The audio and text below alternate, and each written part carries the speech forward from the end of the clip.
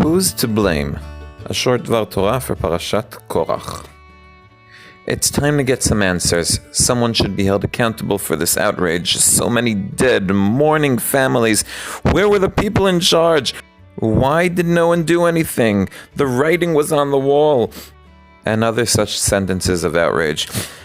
Yes, it is high time that someone paid for the death of Korach and his party.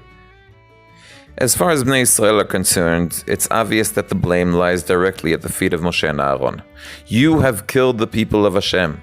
Although the commentators disagree on who exactly is considered the deceased people of Hashem and why Moshe and Aharon are to blame for their death.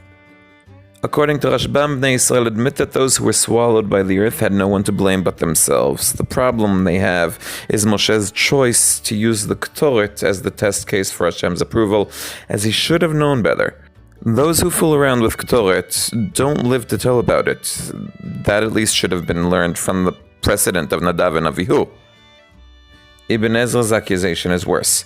In his opinion, the people claim that there was no proof that Aharon or the tribe of Levi were chosen. It's very possible that Moshe and Aharon prayed or used their cleverness to organize something that would have actively burned Aharon's sacrifice but harm everyone else. According to this, the people accused Moshe and Aharon of actual murder. There was no way to ignore such horrible accusations, so a commission of inquiry was immediately called to investigate the matter in depth. According to the verses in Parashat Zayin, Korach, Datan, Aviram, and On stood up with 250 Nesim and accused Moshe and Aharon of condescension. But I'd like to check why they responded by falling on their faces, something I dealt with on a different occasion, and pushing off the test till tomorrow. Why? Both according to what's written in the Torah and the commentators, it seems that this day had some kind of meaning. According to the first opinion in Midrash Rabbah, waiting till morning was to allow the Nesim to retract what they said. Maybe it wasn't them speaking, but rather the wine that they drank during the day. According to the second opinion, the morning was chosen symbolically to show that Hashem's choice of Aharon was as obvious as the difference between day and night.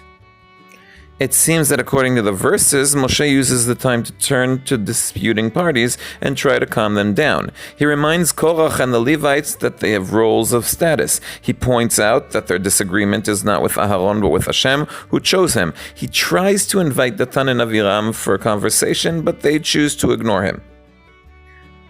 Rashi says that Moshe was not the only one who took advantage of the time. Korach spent the night trying to convince as many people as he can to see things his way. But this is the point where I want to offer a different interpretation of the actual reading of the Psukim. I mentioned earlier that according to Rashbam, the people claim that Moshe and Aharon planned to endanger the Nesim by using dangerous Ketoret the next day.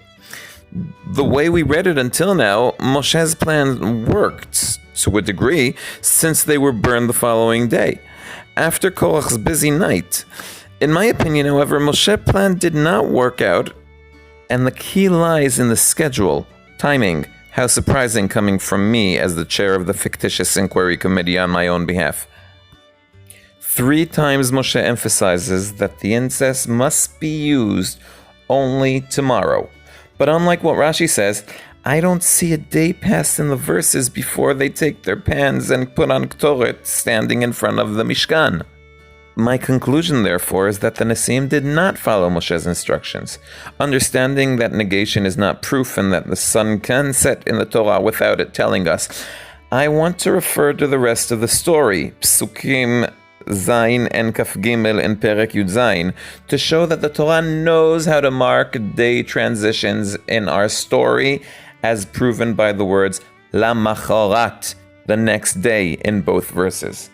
My conclusion of the investigation, ladies and gentlemen of the jury, is that things were done in good faith and with good intentions, and just as the test of the staffs ended without any casualties in the next chapter, when it was carried out according to the rules, so was the intention of this test. It was the Nesim's choice to ignore Moshe's instructions that led to their untimely demise. Case closed. If you enjoyed this video, you're more than welcome to share it with a friend, and you could subscribe as well.